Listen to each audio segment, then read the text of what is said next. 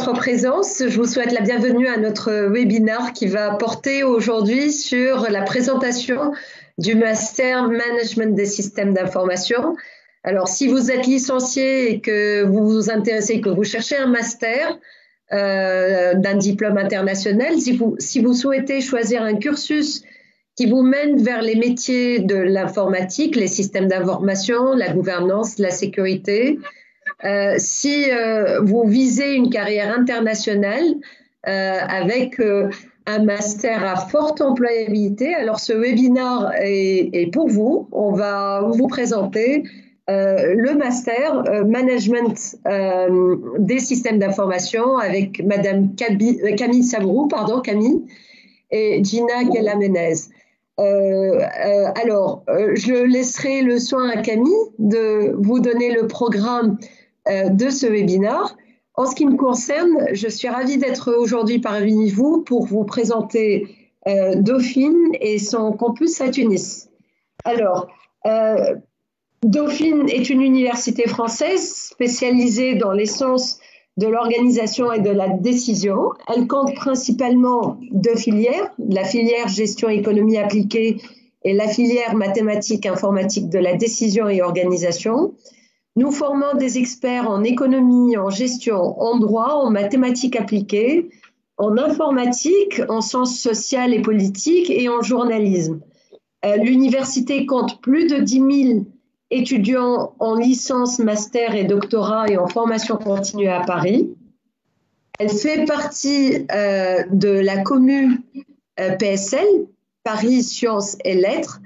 PSL est un regroupement de plus de 27 établissements parisiens de prestige comme l'ENS, Mines ParisTech, CNRS ou Collège de France. Alors, grâce à PSL, aujourd'hui, Dauphine fait désormais partie des top 50 des universités les plus prestigieuses dans le monde selon le classement Times Higher Education. Elle est aussi classée dans les top 5 des jeunes universités de moins de 50 ans d'après ce même classement. Voilà, quand vous obtenez le diplôme de l'université Paris-Dauphine, vous obtenez en même temps un diplôme de PSL, Paris Sciences et Lettres. En ce qui concerne le campus de Tunis, c'est le premier campus à l'international de l'université Paris-Dauphine. Depuis, il y a eu la création d'autres campus comme celui de Londres ou celui de Madrid. Sur le campus de Tunis, nous délivrons les mêmes diplômes que l'université Paris-Dauphine et comme nous sommes localisés à Tunis, il y a une reconnaissance de ce diplôme par le ministère de l'Enseignement supérieur tunisien. Donc, nous délivrons en même temps le diplôme de Paris et le diplôme tunisien. Nous souhaitons être un pôle d'excellence pour l'Afrique en assurant une proximité avec nos partenaires, les entreprises locales ou les entreprises internationales qui se sont positionnées ou qui se sont basées en Tunisie ou plus généralement en Afrique. Un petit mot pour rappeler les programmes qui sont sur le campus de Tunis. Alors, nous essayons d'être le petit Paris-Dauphine en offrant à la fois des formations en licence, en master et en formation continue. En licence, nous avons les deux filières de Dauphine qui sont donc la licence gestion et économie appliquée et la licence mathématiques informatique de la décision et organisation. En master, en plus du master management des systèmes d'information que nous présentons aujourd'hui, nous avons aussi les spécialités en finance, en actuariat, en intelligence artificielle, systèmes et données, et le nouveau-né que nous venons de lancer est le master management international, économie numérique et marketing digital. Quant à la formation continue, nous avons des MBA, des Executive Masters et des formations certifiantes pour plusieurs spécialités comme celle de la santé, le management des organisations culturelles, la finance islamique, les ressources humaines ou l'expertise comptable ou la protection des données. Ce qui caractérise notre campus à Tunis, ou les points forts de notre campus, c'est le tissu associatif qui accompagnent nos programmes ou nos masters et licences. Nous accordons énormément d'importance à la vie estudiantine et nous encourageons nos étudiants à y participer car il s'agit d'une première immersion. Cela leur permet de se confronter à un monde professionnel alors qu'ils sont encore sur le campus. Nous accordons de l'importance à la mobilité. Cette mobilité, elle se traduit de plusieurs façons. Par exemple, pour les licenciés, les étudiants en licence, ils ont la possibilité de faire un semestre ou une année d'échange en troisième année grâce à nos partenariats avec plus de 300 universités dans le monde, en assurant une diversité de destinations francophones et anglophones. Le taux d'employabilité de nos masters dépasse les 80%, alors qu'avant même la diplomation, ce pourcentage passe à plus de 90% 2 mois après la diplomation. Nous avons mis en place un système de bourses. N'hésitez pas à revenir vers nous pour demander plus de renseignements sur les systèmes de bourses. Ces bourses varient de la bourse d'excellence à la bourse d'égalité des chances. Et par moment, pour certains programmes, nous avons même le parrainage de nos entreprises partenaires. Je vous invite à poser vos questions si vous êtes intéressé par ces bourses, mais nous partons du principe que nous ne refusons jamais un bon dossier sous prétexte qu'il n'a pas les moyens de payer.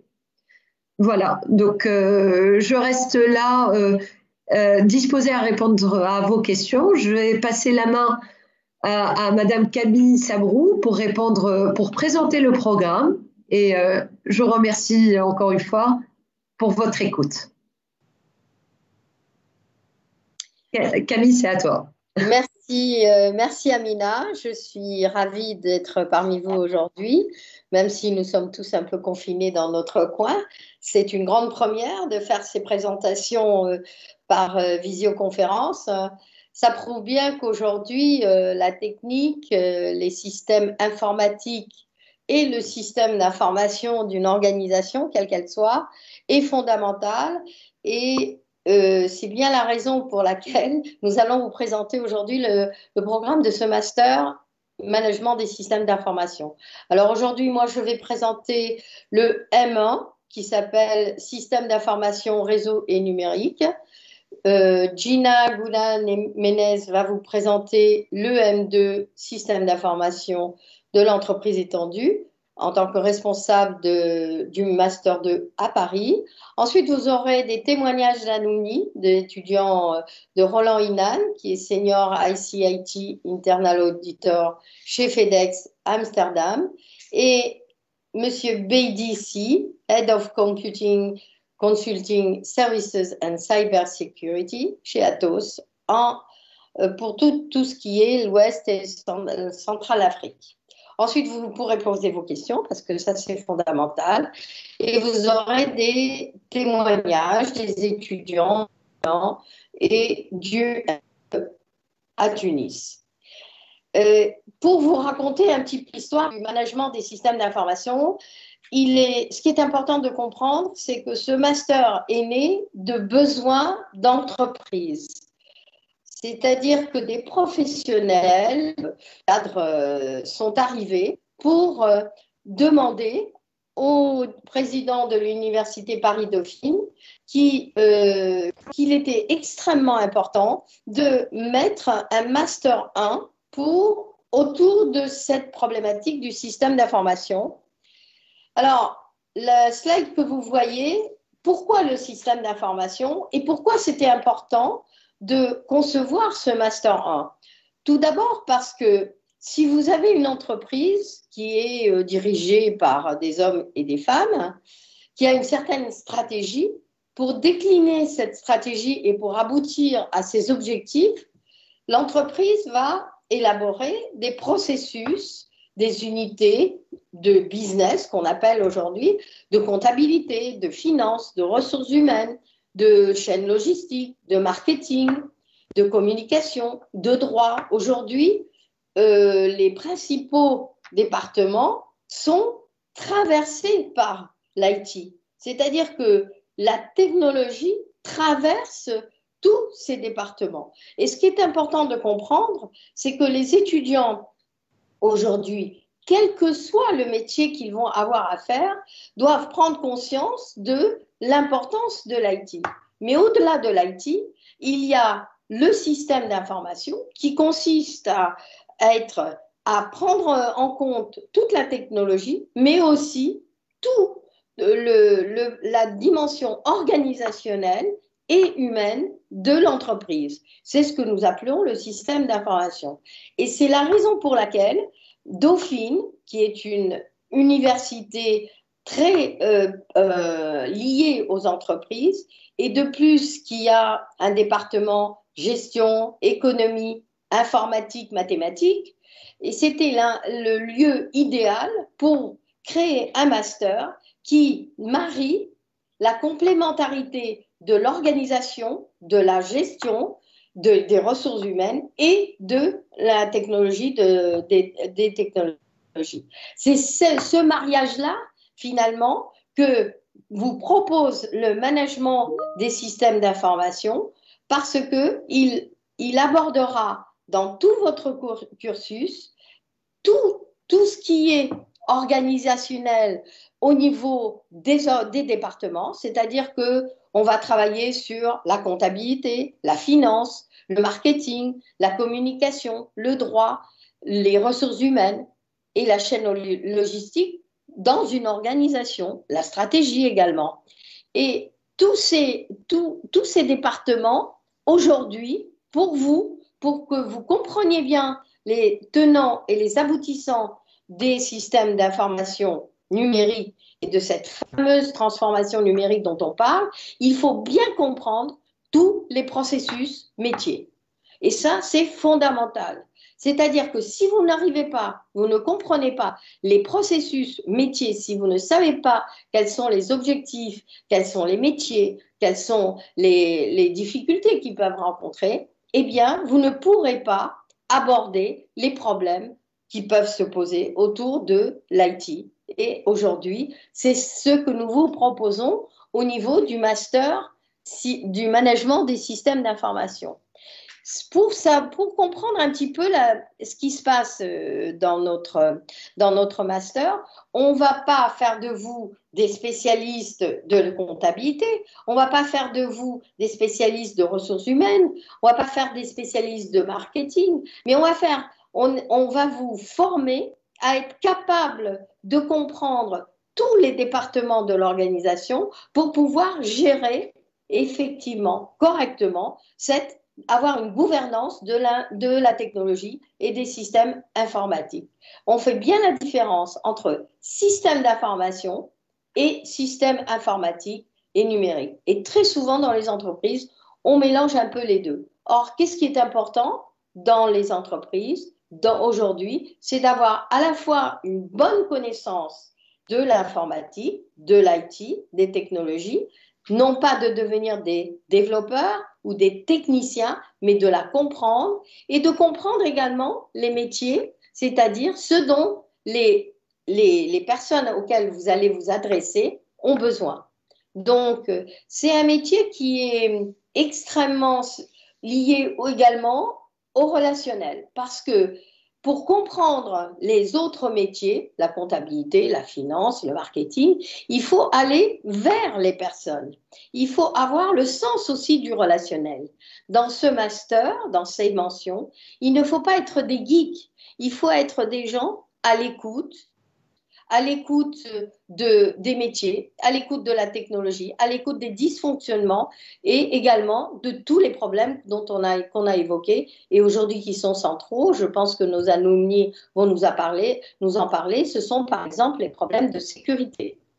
Et aujourd'hui, avec le contexte dans lequel nous vivons, on voit bien que l'informatique, l'IT, est fondamentale, mais que ce qui est fondamental également, c'est toutes ces relations et tous ces processus métiers qu'on n'a pas l'habitude de pratiquer sans cette relation humaine. Et on voit bien les problèmes que qu'on peut rencontrer. J'insiste un peu là-dessus parce qu'on met en exergue aujourd'hui l'IT, ce que je ne renonce absolument pas, mais ce que l'on voit aussi et qui est fondamental, c'est toutes ces relations, toute cette compréhension du processus métier qui est le fait aussi qu'on met les hommes, les femmes au cœur de notre stratégie et au cœur de notre formation. Et ce qui est important aussi de voir, c'est que ce master management des systèmes d'information à Tunis propose une spécialisation qui est celle de l'audit et le conseil. Par contre, à Paris, cette mention, ce Master 1, propose 4 spécialisations. Et donc, le socle commun du M1, qui peut ouvrir sur d'autres spécialisations, c'est aussi ce qu'on appelle le M1 Sirène à Paris et qui s'ouvre sur 4 spécialisations, dont une seule est proposée à Tunis. Je voudrais être claire là-dessus parce que c'est important aussi pour les étudiants tunisiens de comprendre que ici, le Master 1 Management des systèmes d'information va ouvrir par la suite, naturellement, je dirais, sur le Master 2 Système d'information de l'entreprise étendue, audit et conseil. Donc, on va, sur ce socle, préparer au Master SI2E. Et je ne sais pas si j'ai dépassé mes limites, mais je ne calcule pas le temps, mais je pourrais revenir. Le parcours qui est proposé à Dauphine Tunis a 3, je dirais peut-être originalités. Le relationnel, c'est-à-dire qu'il y a le système d'information, les technologies et les hommes et les femmes, qui sont des éléments incontournables de l'organisation. Il ne faut pas les oublier. Les professionnels qui sont sur le terrain et qui vont vous apporter toute leur expérience sur la façon de pratiquer l'audit, le conseil, la gouvernance, la sécurité.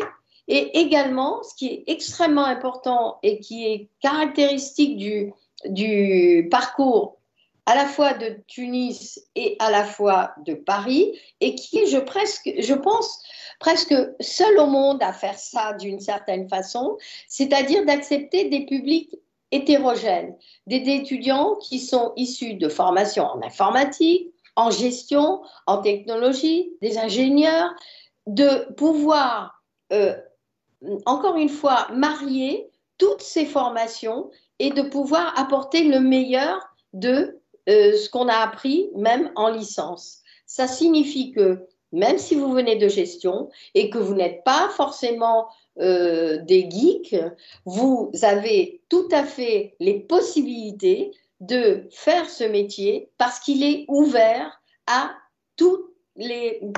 à des étudiants qui sont d'origine pluridisciplinaire. Et ça, c'est important parce que je crois qu'aujourd'hui, et j'en suis persuadée, aucun problème dans les organisations ne peut se résoudre d'une seule façon. Il faut avoir cette vision holistique, cette compréhension de tout l'environnement et du contexte pour pouvoir résoudre un problème. On ne peut pas avoir qu'une seule vision des choses. Alors, ensuite, je crois que j'ai sauté quelques slides, mais bon, est-ce qu'on peut arriver à la... Voilà, non, le suivant. Non, le prochain. D'accord. Voilà. Ce qui est important de voir, c'est qu'aujourd'hui, nous vous préparons à des métiers que nous ne connaissons pas encore. On le sait aujourd'hui que les métiers comme par exemple le DPO, qui est pour protéger les données des personnes, hein, nos données personnelles d'ailleurs, eh bien, n'existait pas il y a 3-4 ans. Les étudiants que vous êtes, vous allez utiliser des technologies que nous n'avons pas encore en tête et nous ne les connaissons pas. Et d'autre part, on le voit bien, que les problèmes que vous allez devoir résoudre, nous ne les connaissons pas encore. Donc, en fait, ce qui est important aujourd'hui, c'est de voir que votre formation doit être une formation qui va au-delà de la technologie, en ouverture vers tout ce qui est organisationnel, que ce soit du juridique, que ce soit des ressources humaines. Toute cette ouverture-là et toute cette curiosité est fondamentale pour pouvoir être ouvert à notre monde aujourd'hui extrêmement complexe. Pour terminer, si vous voulez, sur le programme que vous aurez au niveau des enseignements, vous avez un certain nombre de programmes et vous allez le voir, il y a de la gestion, il y a de l'informatique, il y a des systèmes d'information, il y a de la modélisation des processus, il y a des bases de données, il y a de l'audit et du contrôle, il y a de la comptabilité, il y a du droit. Vous voyez, tous ces enseignements sont importants pour avoir cette vision complètement transversale de l'organisation.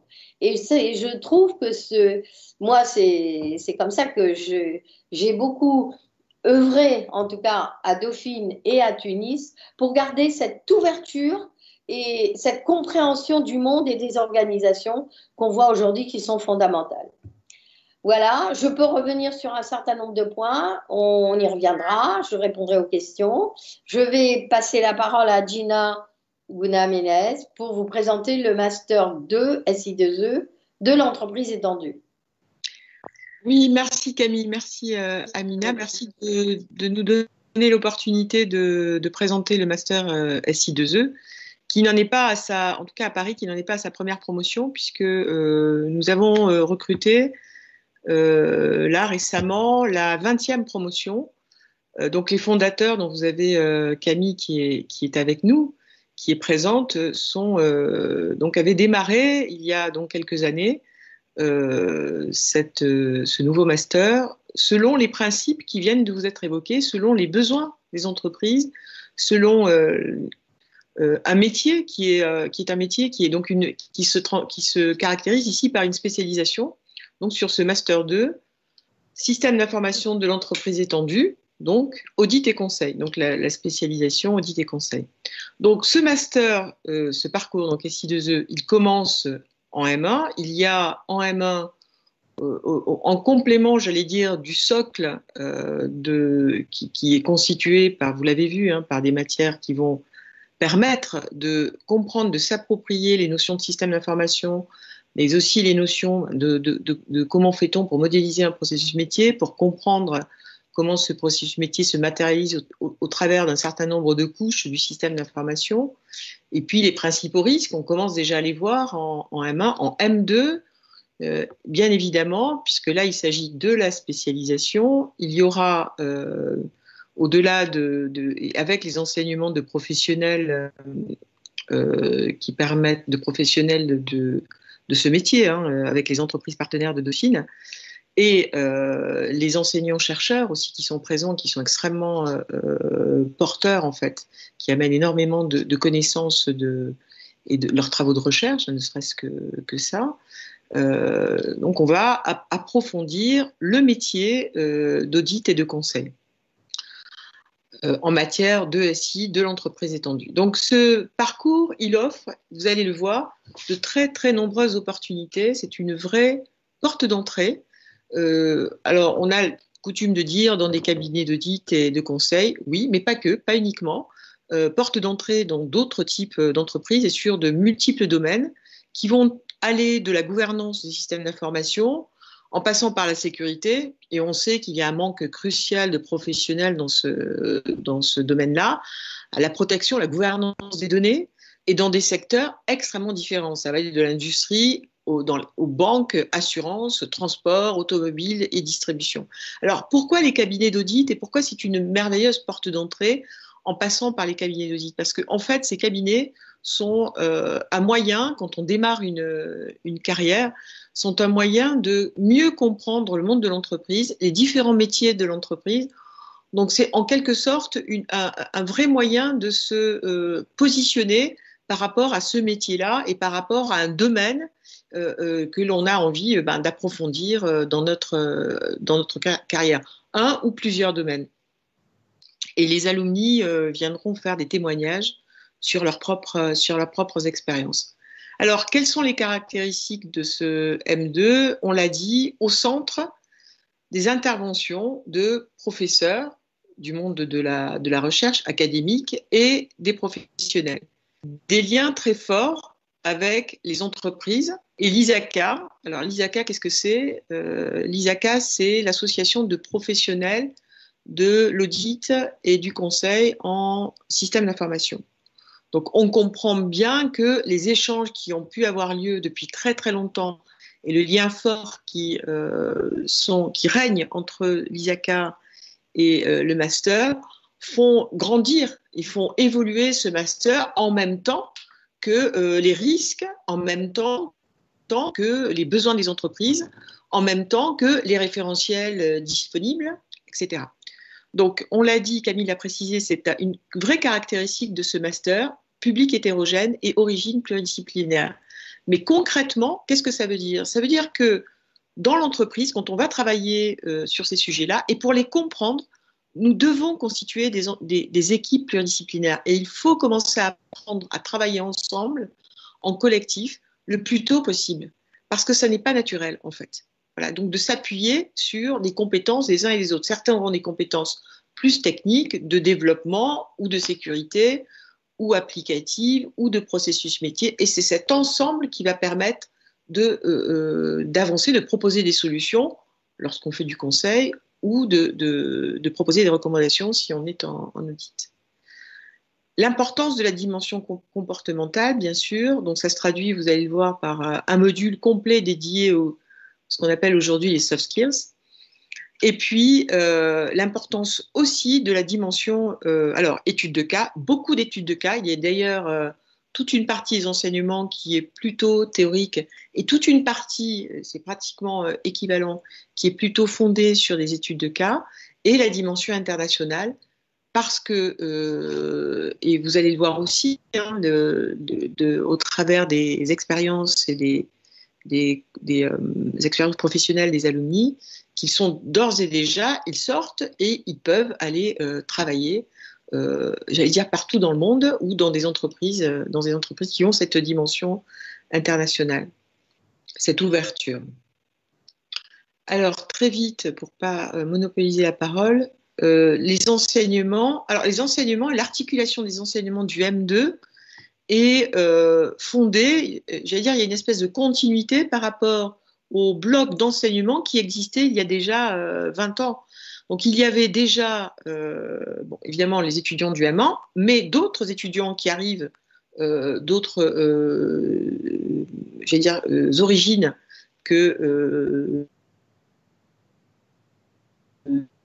du M1, avec en premier lieu une importance, un focus sur une mise à niveau technique ou de gestion. En fait, qu'est-ce que ça veut dire? Ça veut dire que si les étudiants arrivent avec plutôt des compétences, des connaissances techniques, ils peuvent donc avoir, donc il y a deux groupes qui sont constitués, bénéficier d'une formation à la gestion et réciproquement.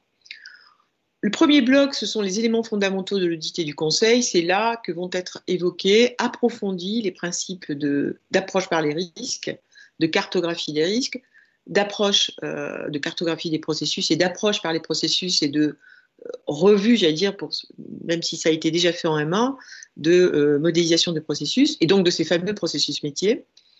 Voilà, et puis des premiers référentiels d'audit et des référentiels de conseil, donc des méthodes en fait, qui sont fournis qui sont des accélérateurs dans ces approches d'audit et de conseil. Et puis un module sur les audits fondamentaux. Alors là, c'est un petit peu normé, j'allais dire. Donc, il y a les audits applicatifs, les audits de sécurité, les audits, etc., de projets, etc. Bien. Et puis un module qui a un peu évolué. Alors, depuis la fondation du master, toutes ces choses-là existaient. Elles avaient, j'allais dire, une présentation légèrement différente.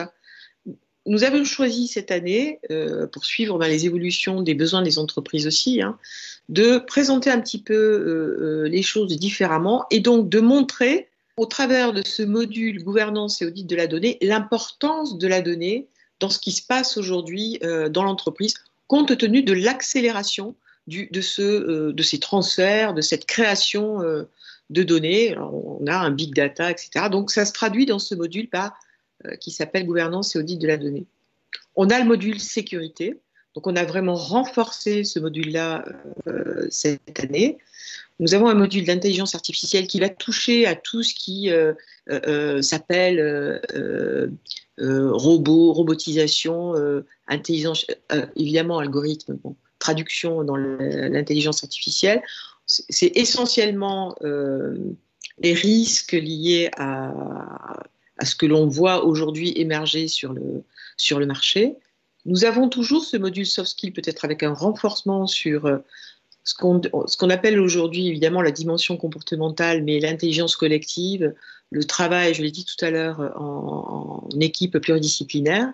Et puis toute une partie qui va se traduire concrètement par un stage, qui est un stage de 6 mois. Donc cette mission et professionnalisation, pardon. Il manque ici la partie ouverture internationale et donc toute cette caractéristique de dimension aussi à l'international qui se traduit par des cours en anglais, qui se traduit par des projets qui sont faits, alors cette fois-ci en commun, qui sont conduits en commun autant que faire se peut avec le master du campus Paris. Et on le voit en bac et toujours en fondamentaux de cet ensemble de modules. Donc des compétences, évidemment, c'est ce qu'on cherche à avoir, hein, des compétences combinées en gestion en informatique, mais surtout, toujours, une équipe pédagogique composée d'enseignants de l'Université Paris-Dauphine et de professionnels.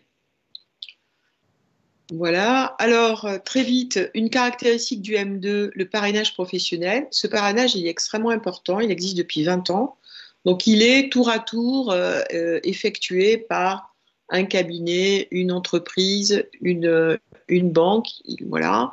Il offre un ancrage supplémentaire dans le monde professionnel et il va participer, ce parrain, à l'organisation des conférences, à l'ouverture internationale. Il fait aussi partager son réseau relationnel aux futurs diplômés, au travers aussi de sessions de coaching, de visites de sites, de cas d'études. Et puis, il est très présent aussi lors de la cérémonie de remise des diplômes. Cette semaine internationale, alors alors évidemment, ça concerne le campus parisien, mais à nouveau, le campus de Tunis participe à ces semaines internationales. Donc, on voit ici un petit peu toutes les villes qui ont été visitées. Mais alors, au-delà des villes, c'est essentiellement un partenariat avec une université qui a un master équivalent. Alors, équivalent au sens très souvent du management des systèmes d'information, un peu moins au sens audit et conseil, puisqu'il a un petit peu plus cette spécialisation, j'allais dire, elle est un petit peu plus originale.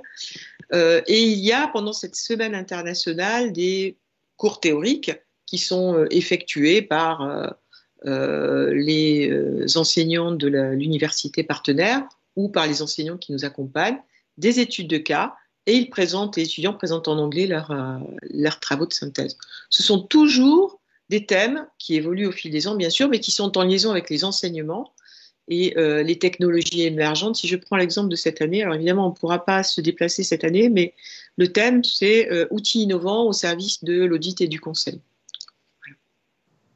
Les carrières, on en a parlé un petit peu en filigrane derrière la présentation que nous avons pu faire. Eh bien évidemment, j'allais dire l'entrée un peu naturelle, ce sont toujours les cabinets d'audit et conseil, mais pas que. Les entreprises recrutent dans leur département d'audit interne, voire dans leur DSI, des consultants, des auditeurs, des chefs de projet, des DSI, des RSSI, etc. je laisserai la parole aux alumni. Et vous le voyez, les entreprises partenaires qui sont extrêmement présentes. Elles sont extrêmement présentes, ces entreprises partenaires, aussi au travers d'un comité de pilotage qui organise, hein, qui est là régulièrement pour un petit peu, j'allais dire, modérer la maquette pédagogique, modérer aussi les enseignements, peut-être quelquefois arbitrer sur des choix de rythme, etc., qui peuvent être, qui sont importants, hein, pour les étudiants et pour l'université et les enseignants, bien sûr. Voilà, alors je vais laisser la parole à nos alumni. Je vais laisser la parole à Camille pour les présenter, nos deux alumni, Roland. Voilà, je te laisse la parole, Camille. Merci Gina.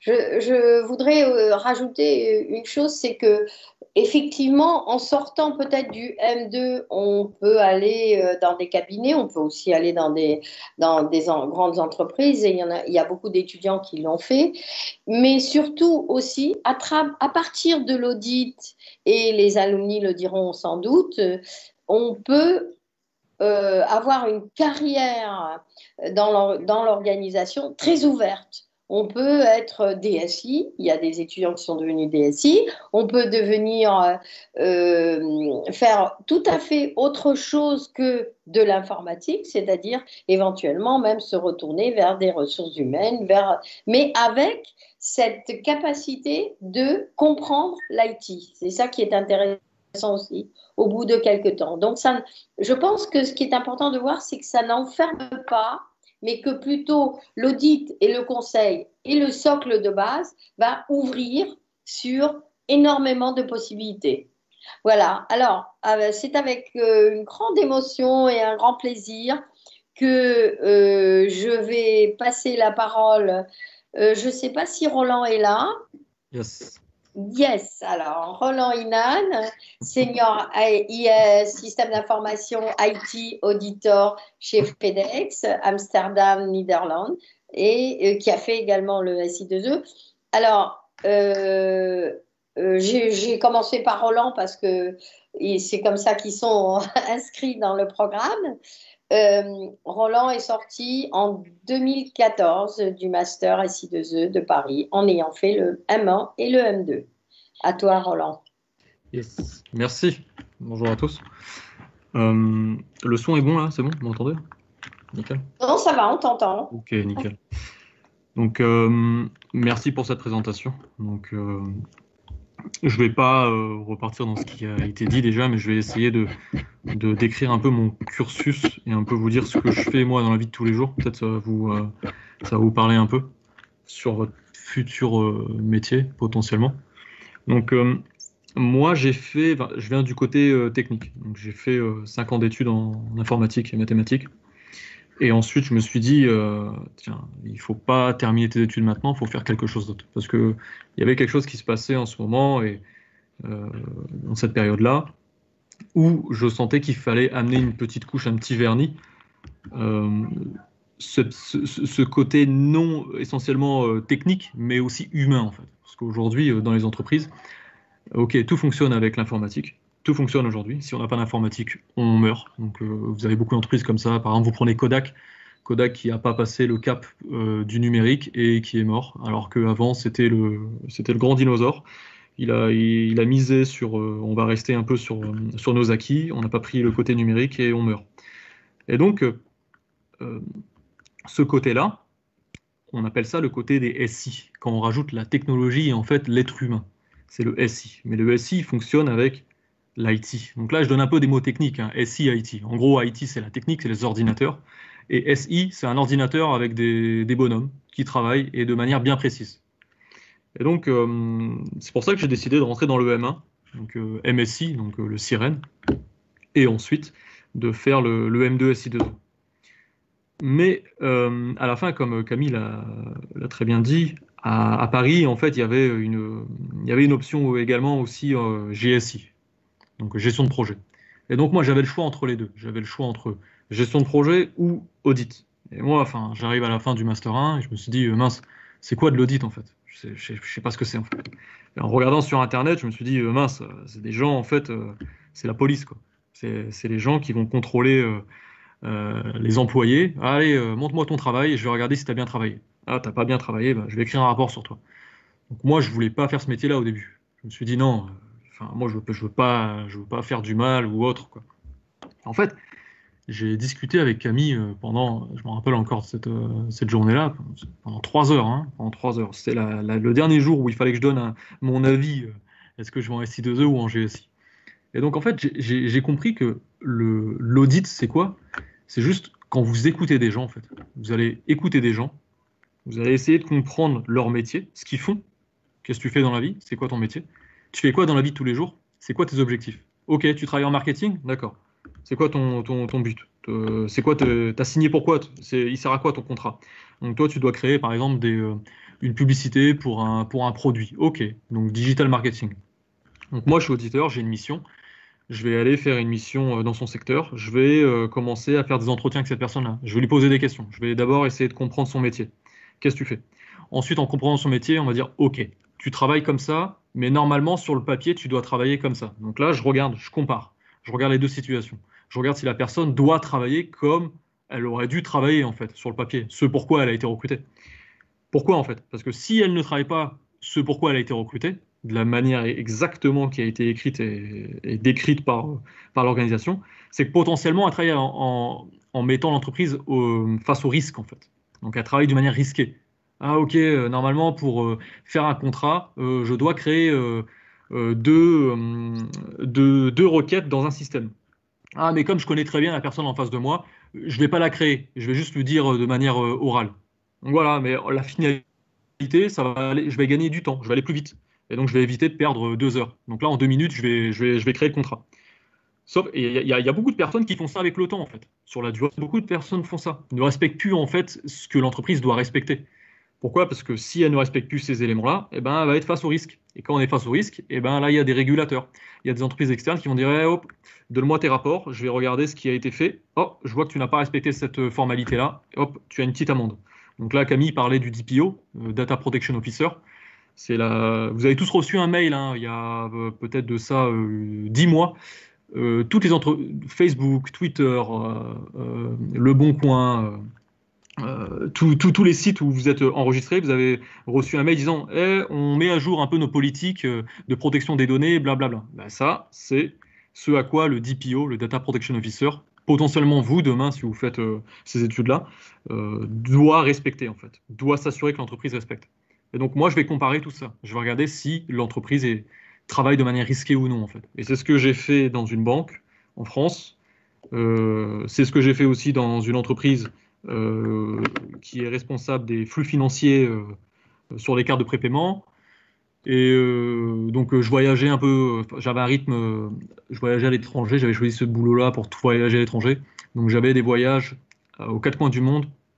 Toutes les 3 semaines, je voyageais. Donc, j'avais un voyage, j'allais à Shanghai, je terminais ma mission, 2 semaines sur place, je prenais l'avion, j'allais au Brésil. Hop, on revient, on va en Belgique, on va au Nicaragua, on va au Japon. Donc, j'ai fait ça pendant 3 ans.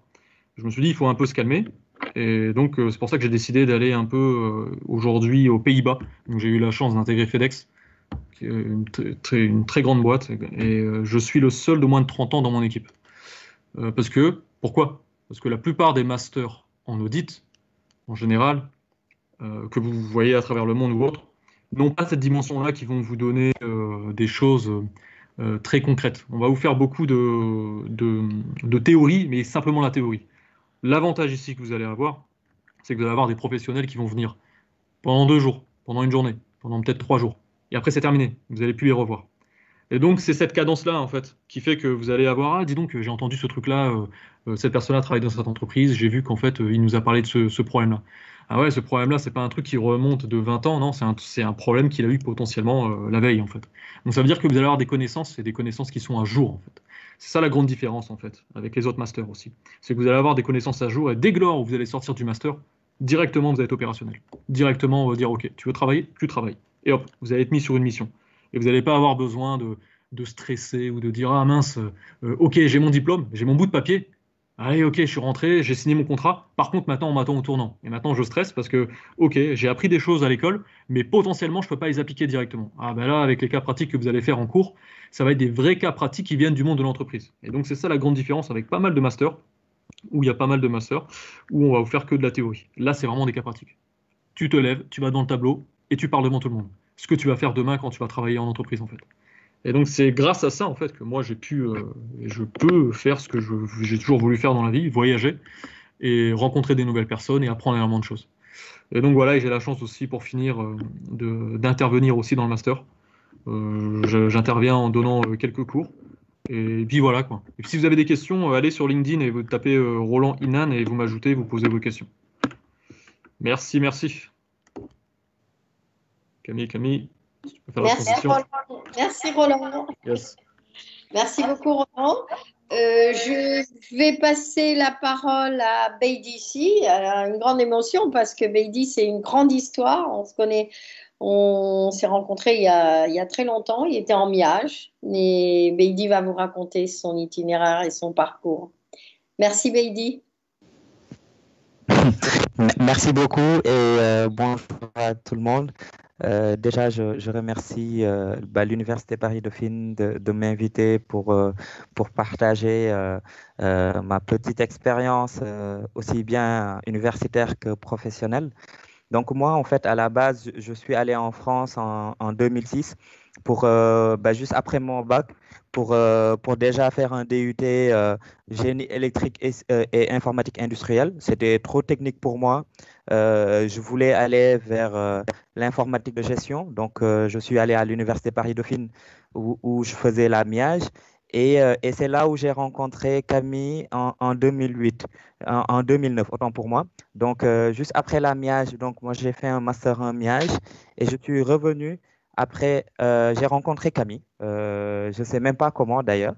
J'avais quelques soucis au niveau de la MIAGE et Camille m'a recommandé de faire le master SI2 que je ne connaissais pas avant. Donc, je suis allé faire un autre master 1 qui était le master 1 MSI, donc Management des systèmes d'information. Et par la suite, donc, j'ai eu la chance. Je dis bien j'ai eu la chance parce que pour moi, s'il y a une des choses qui a été importante dans ma carrière, c'était de faire ce master SI 2E. Parce que tous ceux que j'ai vus après, qui sont allés faire GSI, comme disait Roland, bon, ils sont devenus gestionnaires de projet. Enfin, moi-même, d'ailleurs, dans mes équipes, j'en ai qui ont même beaucoup plus d'années d'expérience, etc., etc. Mais réellement, ce qui a accéléré ma carrière, c'était derrière le master ici 2E. Je me rappelle d'une chose, c'est que le jour de l'entretien, je ne sais pas si Camille se rappelle, c'est que je disais que le jour où je termine mon master 2 ici 2E, le lendemain, je rentre au Sénégal pour essayer de mettre à profit mes modestes compétences qui ont été acquises. J'étais vraiment agréablement surpris de la qualité des enseignements.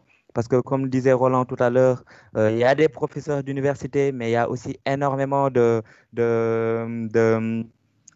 techniciens ou de praticiens, si je peux le dire ainsi, qui en fait te racontent leur histoire de la veille, quoi. Et je me rappelle toujours de plusieurs professeurs, par exemple, qui étaient associés dans de très grands cabinets, où en fait, derrière, c'était presque impossible à ce stade de sa carrière de les rencontrer, mais là, on avait l'opportunité réelle d'échanger avec eux. Et surtout, ce qui était extraordinaire, c'est qu'on trouvait un boulot avant même de sortir du master.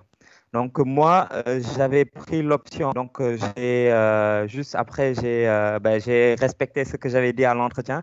Juste après, j'ai commencé en fait à aller vers l'Afrique. J'avais la chance d'avoir un contrat français, donc avec la Société Générale au niveau de l'inspection, donc de l'audit, et je m'occupais en fait des filiales africaines. Et comme disait Roland tout à l'heure, on est jeune, mais avec le master, ça nous donne, j'ai l'impression, 10 ans d'expérience supplémentaire. Parce que moi, je suis arrivé à la Générale, j'étais juste auditeur ici sur l'Afrique. Et puis, quelques temps après, mon chef de mission et mon superviseur avaient changé de poste. Donc, immédiatement, je me suis retrouvé chef de mission au bout d'une année. Sur les audits SI de la Générale, de la Société Générale en Afrique, donc couvrant 12 pays en Afrique. Donc ça, c'était ma première expérience.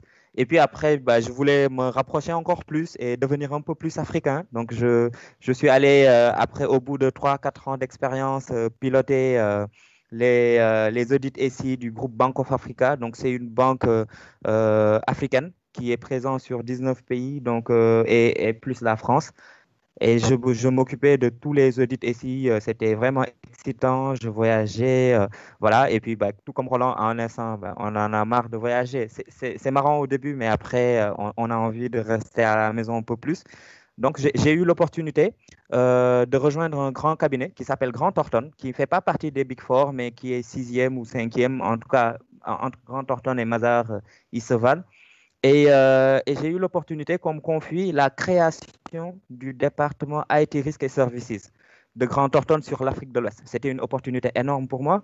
Et j'ai eu la chance, du coup, d'avoir le plus grand chiffre d'affaires sur l'Afrique de l'Ouest. Bon, ce n'était pas énorme, hein, mais sur le consulting, quand on fait plus de 2 millions d'euros sur son département, c'est quand même énorme. Et sur la première année, j'avais eu l'opportunité, du coup, de monter déjà une équipe de 15 personnes qui servait un peu partout en Afrique. J'ai fait ça pendant 2 ans.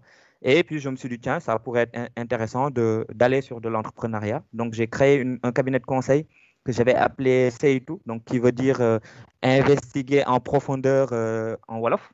Et donc, ce cabinet aussi a eu un succès. Et au bout de 2 ans, j'ai pu le revendre.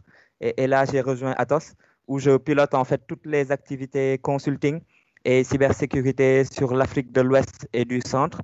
Donc à peu près 19 pays, et également sur quelques pays au niveau du Middle East, donc comme le Qatar, comme Dubaï, etc. C'est une très grande équipe parce que j'ai à peu près plus de 70 personnes qui dépendent de moi sur des sujets assez divers et variés. Donc, que ce soit du consulting, comme disait Camille tout à l'heure, pour moi, la chose la plus importante dans ce master, c'est qu'au-delà de te donner en fait un bagage système d'information, le master te donne aussi un bagage en fait business process, si je peux le dire comme ça. Donc, par exemple, sur mon département consulting, nous, ce qu'on fait, c'est toute la partie audit, toute la partie stratégie SI, toute la partie robotic and process automation. Et le département IA aussi dépend de moi chez Atos. Et j'ai aussi le département cybersécurité. Comme vous le savez, bon, c'est pas pour faire de la pub pour Atos, mais Atos est un leader français, un leader mondial, hein, numéro 3 de la cyber au monde. Donc voilà, pour un peu vous dire. Donc au-delà aussi, dans ma petite expérience, j'ai écrit un livre qui s'appelle Sur la stratégie nationale de cybersécurité du Sénégal. C'était le premier livre à être élu au prix du livre au Forum international de la cybersécurité en France. Donc voilà, globalement, hein. Ce que je veux dire par là, c'est que certains de mes collègues sont restés en France, peu sont rentrés en Afrique, mais ceux qui sont rentrés en Afrique, avec qui j'ai gardé de très bons contacts, ont eu des carrières extraordinaires, en tout cas en Afrique.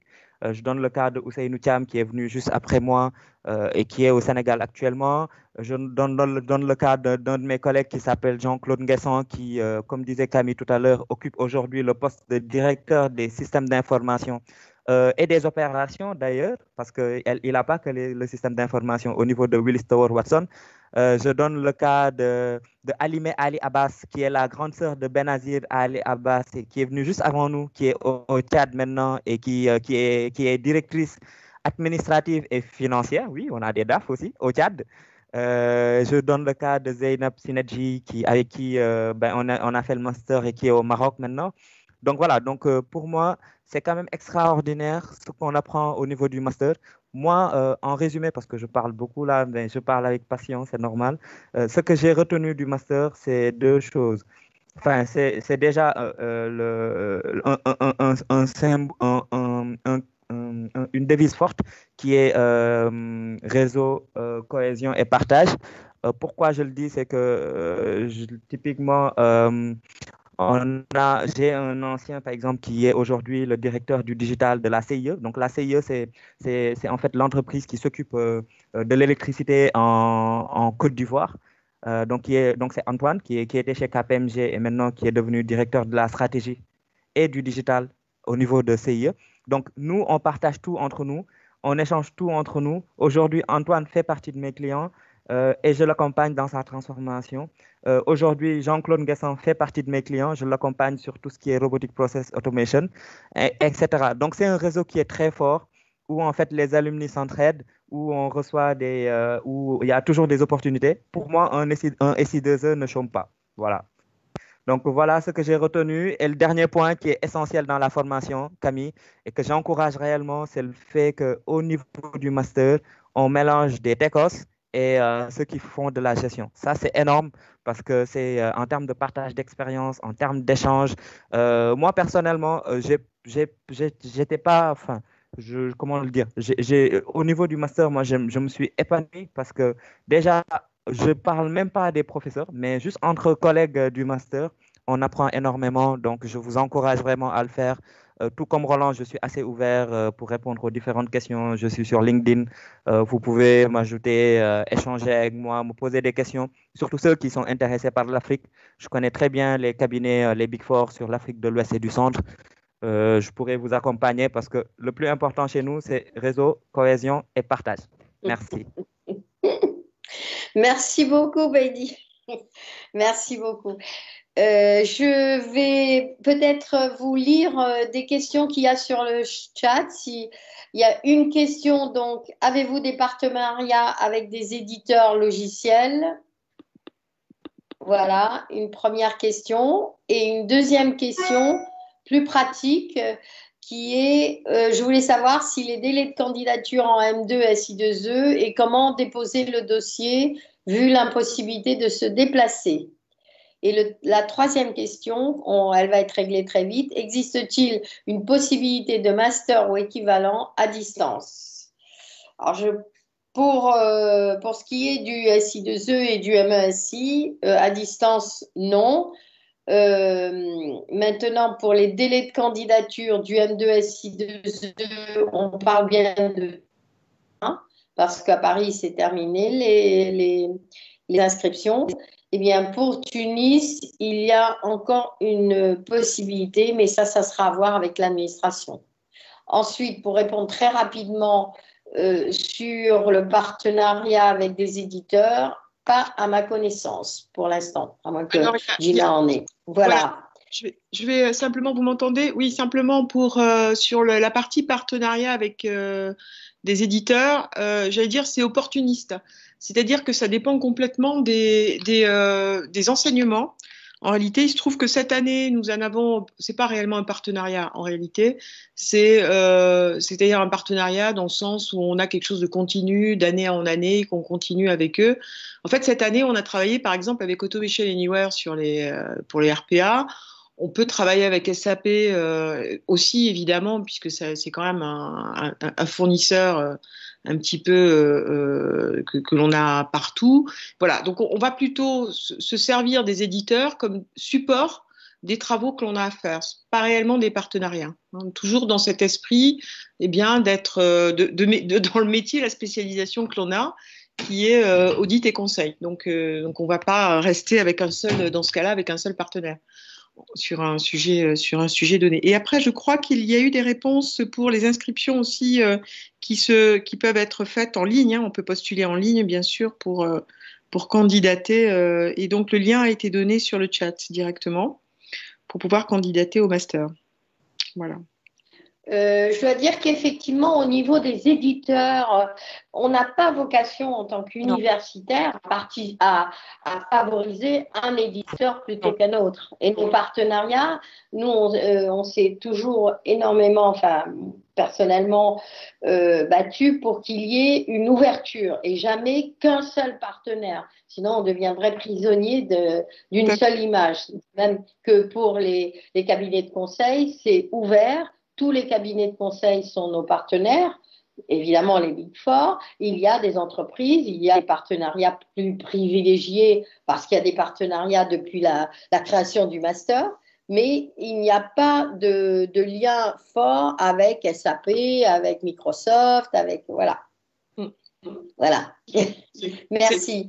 C'est le principe de l'indépendance, absolument, que l'on. Et c'est surtout l'université. Hein, je veux dire, on n'est pas du tout. On est des académiques et notre vocation, encore une fois, ce qui est extrêmement important, c'est de vous ouvrir l'esprit et pas de vous enfermer dans quelque chose. C'est vraiment l'ouverture, le point fort. Hein. Voilà. Merci. Ben, écoutez, s'il y a d'autres chats, je ne les ai pas vus. Alors, on va peut-être passer la parole. On a le témoignage des étudiants. Donc, on a nos étudiants du M1 et du M2, donc à qui on va passer la parole peut-être maintenant. Bien sûr, maintenant. Pas de problème.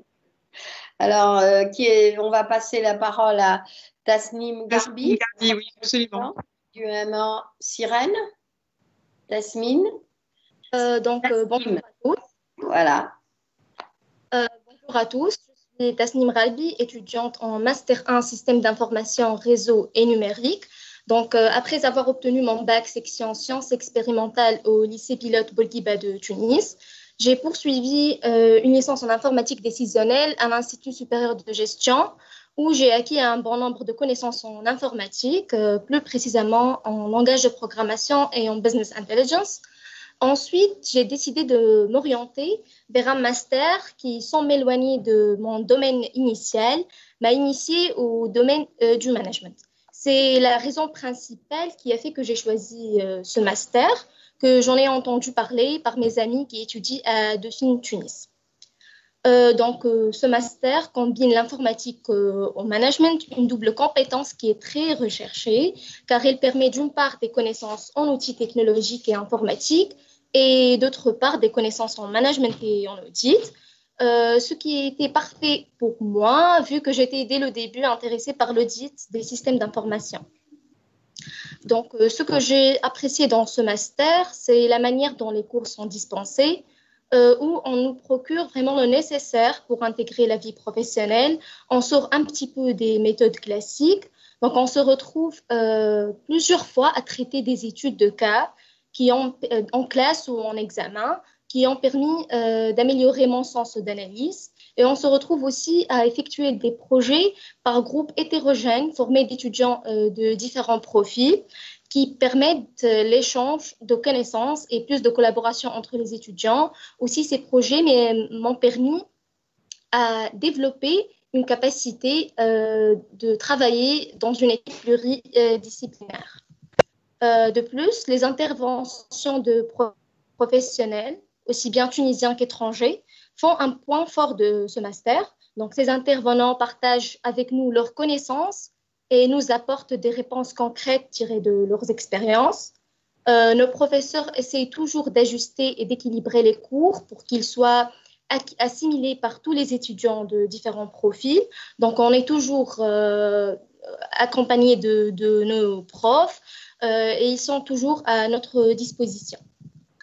Nos cours ou les cours de ce master sont faits de manière aussi à toujours être en adéquation avec les attentes de marché et ce qu'il y est à la page avec les tendances technologiques.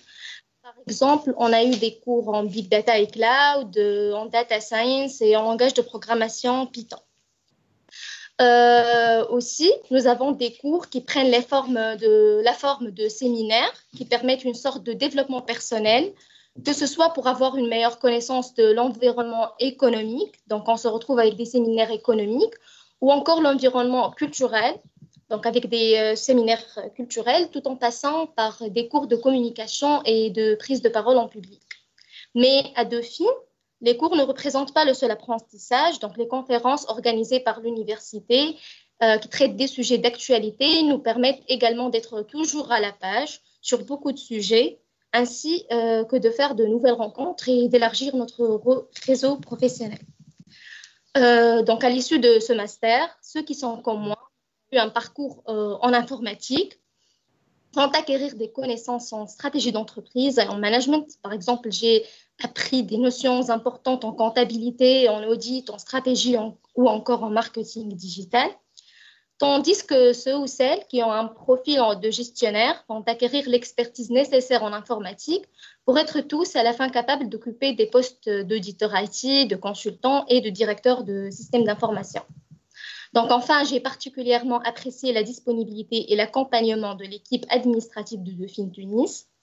Je suis très satisfaite par mon choix, vu que je compte me spécialiser dans le domaine d'audit des systèmes d'information.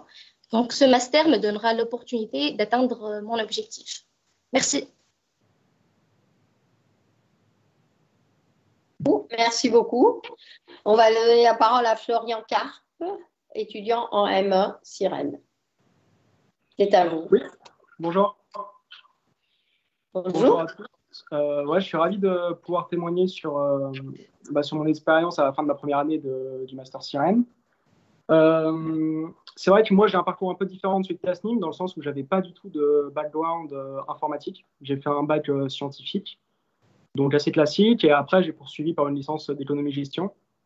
Mon intérêt pour le digital, il s'est manifesté lors de ma dernière année de licence. J'ai fait une alternance à Valeo et j'étais sales, donc plutôt dans le domaine de mes études, de ma licence. Et je me suis rendu compte que finalement, même dans les grandes entreprises, c'était le cas à Valeo, il y a peu d'outils qui ont été mis en place pour faciliter, au niveau SI ou pour faciliter la vie des commerciaux.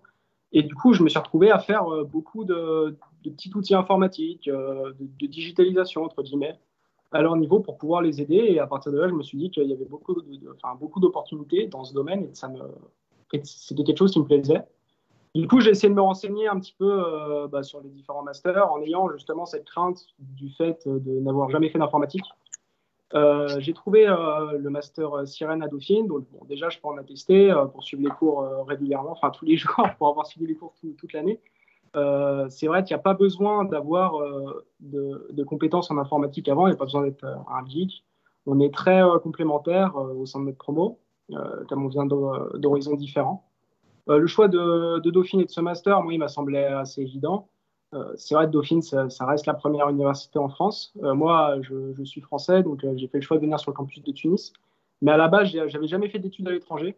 Le campus de Tunis, pour moi, c'était plus une opportunité de voyager. Il n'y en a pas tant de ça, des opportunités d'étudier à l'international qui se présentent au cours de ces études. Et donc, du coup, voilà, j'ai postulé à Dauphine, première fac de France. Je suis très content de pouvoir suivre mon master au sein de cette université. Je pense que si c'est la première fac de France, c'est pas. Il y a des faits, il y a des faits concrets. Il y a des vrais avantages. On a des cours qui ont une valeur énorme. On a des professionnels qui viennent nous apporter sur 2 ou 3 jours toutes leurs connaissances.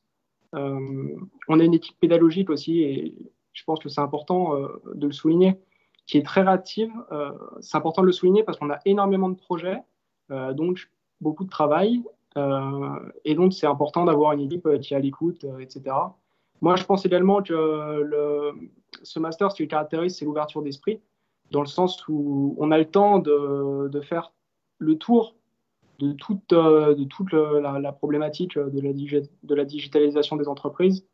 Et ça nous permet de nous ouvrir à plein de domaines et à voir qu'est-ce que cette digitalisation va apporter dans les entreprises. Donc, on a des conférences, etc. également. Et concernant ma vie à Tunis, je pense que s'il y a des étudiants étrangers non tunisiens qui nous écoutent et qui sont présents à cette JPO aujourd'hui, je tiens à dire que moi j'étais à Paris avant. Forcément, le niveau de la qualité de vie à Paris est différente de celle de Tunis. Je suis très bien ici, j'ai eu très peu de mal à m'installer, on m'a beaucoup accompagné. En une semaine, j'avais trouvé mon appartement, etc. Donc je ne regrette pas du tout et je poursuis bien évidemment mon master ici. Donc, je suis parti l'année prochaine pour le master SI2E sur le campus de Tunis. Voilà. Si vous avez des questions, n'hésitez pas à me contacter aussi sur mon LinkedIn. Je réponds à beaucoup d'étudiants depuis 2 ou 3 semaines qui voudraient encore candidater sur le campus de Tunis pour les aider à préparer leur candidature, à leur donner des conseils, etc. Donc, je suis joignable en tout cas si vous avez des questions. Il n'y a pas du tout de souci. Je pourrais éventuellement pour les étrangers aussi vous accompagner pour votre installation sur Tunis. Voilà. Merci beaucoup, Florian. Merci. Nous allons passer aux étudiants du M2, SI2E. Nesrine Moussaïef, est-ce que vous voulez témoigner? Merci. Bonjour. Bonjour à tous. Donc, je vais commencer peut-être par me présenter rapidement. Je m'appelle Nesrine Moussaïef. Je suis diplômée de la licence en gestion de Paris Dauphine. Donc après ma licence, j'ai choisi d'intégrer le M1 Sirène qui s'appelait à l'époque MSI. enfin à l'époque, c'était l'année dernière, qui s'appelait RSI. Et je suis maintenant en M2 SI2E. Et depuis le mois de mars, je suis en stage de pré-embauche au sein du cabinet Deloitte. Donc, je vais vous parler de mon stage rapidement. En gros, j'ai pas eu à chercher trop longtemps parce que, en fait, la renommée du master, elle parle pour nous en quelque sorte. Parce qu'en intégrant le master, on intègre tout un réseau de professionnels et dans ce réseau-là, tout le monde se connaît. Donc, ça facilite beaucoup les choses, je dirais. Ensuite, d'autre part, c'est un master qui nous prépare vraiment à la vie professionnelle, dans le sens où dès qu'on entre en entreprise, on se sent prêt, on est opérationnel et on est tout de suite mis sur des missions sans qu'on ait à être formé aussi par le cabinet. Donc, on se retrouve à l'aise parce qu'on a déjà travaillé sur de vraies missions et parce que nos profs en M2, à l'exception de quelques-uns, sont tous des professionnels. Donc, c'est des DSI, des auditeurs internes, des associés en cabinet, etc. Donc, les cours sont vraiment orientés professionnels. Ensuite, on fait beaucoup d'études de cas réels en classe qui portent sur de vraies missions. Des fois, on a des vrais documents de vraies missions. Donc, c'est vraiment concret ce qu'on fait. Et on travaille toujours en groupe, ce qui nous permet d'apprendre aussi à nous adapter aux différentes contraintes auxquelles peut faire face un auditeur dans une mission réelle. Donc, il y a le côté soft skills aussi qui est très développé et sur lequel on met l'accent beaucoup. On met aussi l'accent sur la prise de parole en public, le travail en équipe, donc, comme je vous ai dit, sur la gestion aussi du stress, de la pression. Donc, tout ça fait qu'on est prêt pour le monde professionnel. Voilà. Donc, je vais conclure rapidement par dire que pour moi, la grande richesse du master, c'est ses profs et son réseau. Et aussi, j'aimerais profiter de cette occasion pour remercier Madame Camille et Madame Gina pour leur bienveillance au sein de ce master. Elles ont toujours été là pour nous, pour résoudre tous nos petits soucis d'étudiants. Donc, je voudrais vous remercier. C'est tout. Voilà. Merci beaucoup. Merci beaucoup, Nesrine. Merci. On va donner la parole à Anis Belkir, dont également étudiant en M2 SI2E. Bonsoir, Anis. Bonsoir, Madame Camille, merci. Bonjour à toutes et à tous. J'espère que vous allez bien. Je suis très ravi aussi de témoigner de mon parcours dans ce master. Je vais donc commencer par me présenter rapidement. Je m'appelle Anis, j'ai fait une licence en administration des affaires à l'Institut supérieur des études technologiques de Sharghia. Comme vous le constatez, j'ai donc un background en gestion. Par la suite, j'ai suivi le master CRN à l'Université Paris-Dauphine au campus de Tunis. Durant mon M1, j'ai fait un stage à PwC, PricewaterhouseCoopers, à Tunis. Pour ceux qui ne connaissent pas, c'est un cabinet faisant partie des Big Four à l'échelle internationale en audit et conseil. Et maintenant, je suis en M2 SI2E à Dauphine, Tunis, et actuellement en stage à Sanofi Paris, qui est un leader mondial dans l'industrie pharmaceutique. Concernant mon témoignage, je pense que tout a été dit par mes camarades. Je vais tout de même rajouter que ce master, personnellement, ça m'a permis de découvrir des métiers que je ne connaissais pas avant. Je prends l'exemple d'un auditeur ou consultant en système d'information. Et le fait d'en apprendre plus sur ces métiers-là à Dauphine, Tunis, ça m'a permis d'acquérir des connaissances en des domaines d'activité qui sont d'actualité.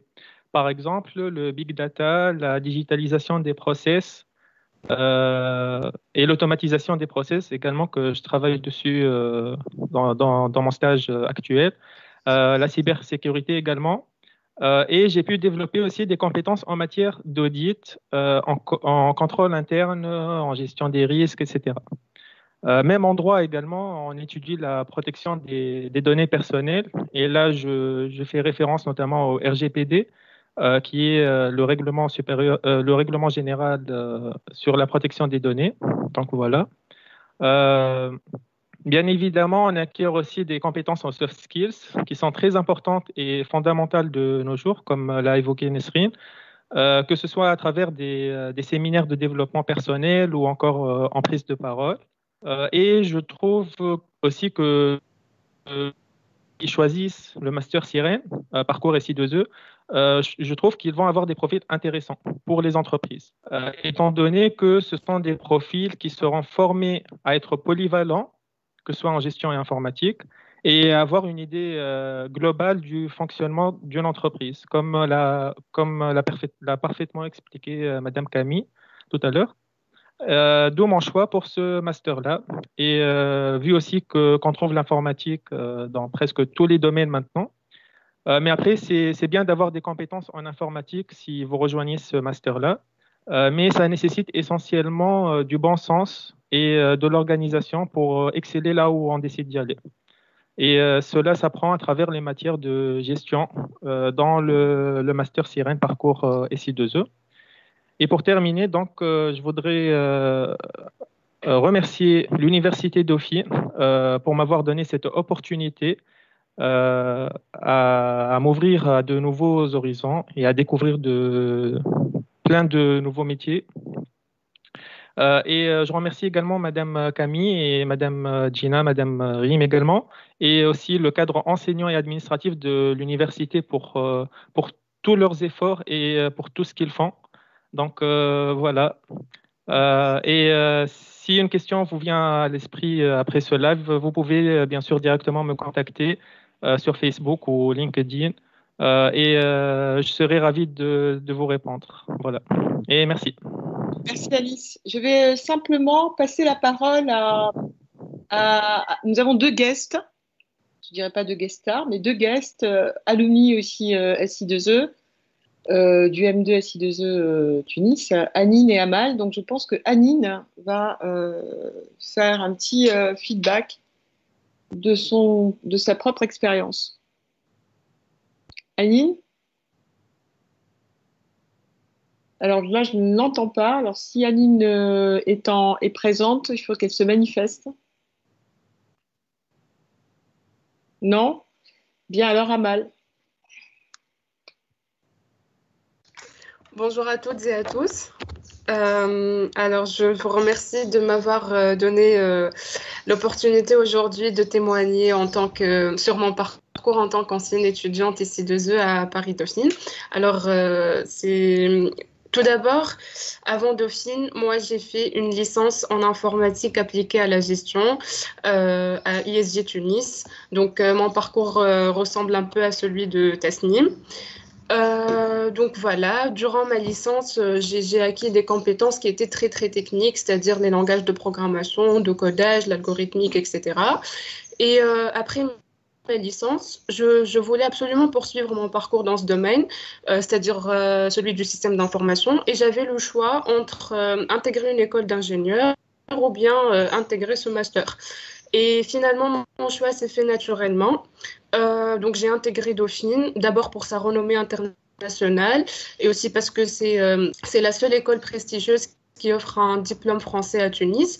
Mais surtout, j'ai intégré ce master car justement, comme l'a dit Tasnim tout à l'heure, je voulais absolument cette double compétence et je dirais plutôt cette double casquette qui est technique et managériale dans ce domaine. Donc, comme tout étudiant, je me suis bien renseignée auprès de mes enseignants et de mes collègues. Et j'ai vu que les débouchés, les carrières envisageables après ce master me correspondaient parfaitement. C'est-à-dire, comme l'a présenté Camille tout à l'heure, Madame Camille tout à l'heure, c'est-à-dire consultant IT, chef de projet IT, etc. Donc voilà, j'ai fait ce master. Vous m'entendez? Oui, pardon. Je suis là, j'ai des problèmes de micro. Je laisse continuer, Amal, désolée. Oui. Donc voilà, j'ai fait ce master et aujourd'hui je suis consultante IT au sein du cabinet EY, qui est EY Tunisie, qui est l'un des Big Four, et je suis très très fière et satisfaite. Aussi, grâce à ce master SI2E, j'ai eu l'opportunité de faire des stages dans des grandes entreprises de renommée.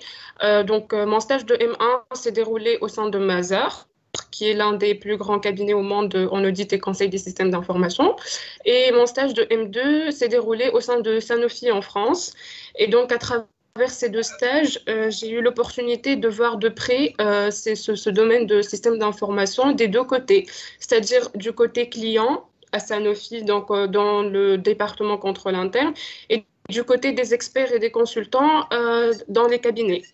Donc voilà, après ce master, j'ai pu vraiment prendre conscience de la qualité du diplôme et de l'enseignement, car, et je pense d'ailleurs que c'est le cas de toute ma promotion, j'ai pas du tout trouvé un problème à trouver un emploi, et d'ailleurs nous avons tous pu décrocher un emploi avant même la diplomation, que ce soit en Tunisie ou ailleurs d'ailleurs. Donc voilà, un autre point que je tiens à souligner, c'est que pendant les 2 années du master, les cours étaient vraiment riches et costauds, et ceci revient au corps professoral qui est composé essentiellement de professionnels de haut niveau. Et donc pendant les 2 années de master, nous avions eu l'opportunité d'être en relation étroite avec le monde professionnel, et surtout de bénéficier des échanges riches avec les enseignants qui n'hésitaient pas du tout à nous partager leur expérience professionnelle et à nous donner à chaque fois des exemples concrets du monde pro. Donc voilà, je recommande ce master à tout étudiant passionné par le domaine des systèmes d'information, et je reste disponible sur LinkedIn Amal Ahmadi pour répondre à toutes vos questions, et voilà, merci. Merci Annie. Si les problèmes des micros sont résolus. Oui, vous m'entendez? Très bien. Alors, parfait. Je m'excuse du dysfonctionnement. Bonjour à tous, et j'espère que vous vous portez bien dans ces conditions exceptionnelles. Donc, pour ma part, je pense que tout a été bien résumé et clarifié par les témoignages d'étudiants de M1 et M2 et par Amal. Moi, je vais rapidement me présenter. Donc, je suis Jamia Aline. J'étais diplômée donc l'année dernière du Master SI2E. Mon parcours est le suivant, c'est que j'ai eu une licence en gestion à Paris-Dauphine Tunis. Et ensuite, du coup, j'ai intégré le Master MSI, donc actuellement Sirène. Alors, en M1, donc, mon stage s'était déroulé à Price, PwC, donc la même entité que Anis Belkir a présentée. Ensuite, en M2, donc, j'ai pu avoir l'opportunité d'intégrer donc Deloitte, un autre cabinet au même titre de Price, donc des Big Four, à Paris. Donc moi, rapidement, je veux juste mettre en exergue l'employabilité du coup à l'issue de ce master, parce que donc durant mes 6 mois de stage à Deloitte Paris, j'ai pu avoir l'opportunité d'avoir une proposition d'embauche au cabinet Ernst & Young Luxembourg, donc j'ai pu accepter. Donc là, vraiment, il n'y a eu aucun souci. Donc, j'ai eu deux opportunités avant même d'être diplômée. Donc, j'ai effectué donc, ma première expérience en tant que CDI au Luxembourg. Du coup, c'était la vie au Luxembourg qui m'avait un peu dérangée. Du coup, j'ai pu repostuler donc, en France. Et encore une fois, là, il n'y a eu aucun problème de réponse là-dessus. C'est que 2 semaines avant de démissionner de EY Luxembourg, j'ai pu être recrutée au sein de BNP Paribas en tant que consultante IT risque. Donc voilà, voilà pour mon parcours. Alors pour moi, pour le master, c'était franchement une très grande richesse et une très grande opportunité d'être diplômée de SI2E Paris-Dauphine. Si j'ai à résumer rapidement ce master en 4 mots, je dirais innovation, humain, réseau et ambition. Innovation dans le sens où alors, tous les cours qui nous ont été dispensés par des intervenants de milieux professionnels nous permettent d'alimenter en nous une certaine intelligence de la transformation numérique. Et comme l'a souligné Roland tout à l'heure, vraiment grâce aux cas pratiques, on se sent directement opérationnel. De par la qualité des présentations orales et écrites qu'on nous demande, de par les recherches, la curiosité du coup du monde technologique, l'écoute qu'on nous apprend à déployer constamment, parce que le métier de l'audit se repose surtout sur l'écoute. Donc, le deuxième point, c'est le côté humain de ce master, pour moi personnellement, qui m'a beaucoup marqué. C'était une plus-value très enrichissante. Je parle spécialement du séminaire du développement personnel que nous avons eu au cours de notre M2. Ça nous a appris à se connaître, à écouter nos camarades, à les découvrir, même si des fois on avait beaucoup d'années de connaissances. Mais ce séminaire nous a vraiment permis de concilier entre le point de vue comportement humain dans l'entreprise et l'écoute. Donc ça, ce sont deux aspects primordiaux. Donc c'est vraiment ce mariage entre l'aspect humain et technologique qui font pour moi personnellement la richesse de ce master. Et le dernier point, c'est le réseau. Donc, Camille, Gina, Rim, Franck, enfin, j'en passe, Roland, nous avons eu beaucoup d'échanges. Et moi, personnellement, les échanges que j'ai eus avec ces dites personnes m'ont permis vraiment d'alimenter mon ambition et d'aller de l'avant. Et voilà, donc... je vous remercie tous et vraiment, j'encourage vivement toute personne qui veut intégrer ce master, car c'est une richesse et sur le plan professionnel et sur le plan humain. Voilà pour moi. Merci Aline, merci. Il y a beaucoup de questions, il y a quelques questions sur le chat. Alors, il y en a une sur l'accessibilité de Dauphine, mais alors, existe-t-il une possibilité d'équivalence? J'ai déjà répondu. Bonjour, j'aimerais savoir pourquoi la formation n'est pas disponible en alternance à Tunis comme à Paris. Alors, je peux répondre, c'est que la Tunisie n'a pas la procédure d'alternance pour les étudiants. Elle n'existe pas, donc elle n'est pas légale, elle n'est pas réglementaire, donc on ne peut pas la faire, tout simplement. Après, on peut essayer de trouver éventuellement des entreprises qui peuvent aider et vous accompagner, soit pour vous accompagner pour le stage, mais l'alternance au sens de celle qu'on pratique à Paris n'est pas possible à Tunis parce qu'elle n'existe pas légalement en Tunisie. Ensuite, j'aimerais savoir, alors c'est titulaire d'un master professionnel en comptabilité et relevant d'une expérience de plus de 2 ans dans une compagnie d'assurance, je voudrais intégrer le M2 SI2E. Est-ce que je suis éligible aux bourses que vous proposez?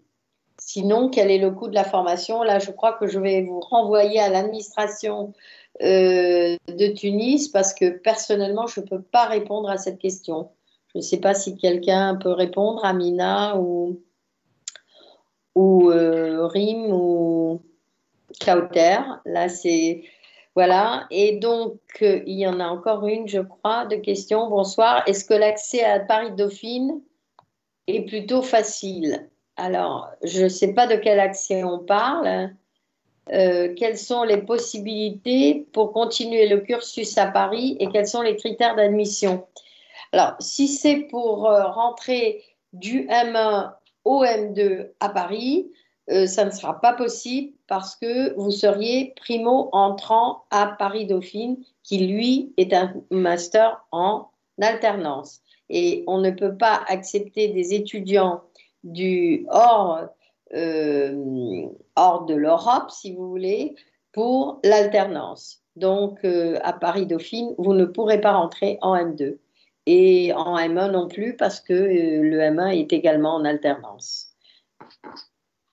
Voilà.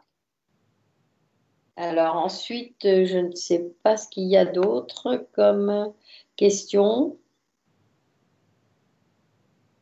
Bonjour, qu'est-ce qui est demandé pour les candidatures en M1? Je vous renvoie au dossier. Et ensuite, je voudrais savoir si, à mon âge de 30 ans, ce n'est pas trop tard pour intégrer ce master. Et j'aimerais connaître le coût de la formation. Donc, je peux répondre à la première question. Il n'est jamais trop tard des étudiants en master SI2E de plus de 45 ans, de plus de 50 ans. On n'a pas de limite. Voilà. Et le coût, il faudra s'adresser effectivement également à l'administration. Voilà. Pour les questions sur le chat. Est-ce qu'il y a d'autres questions?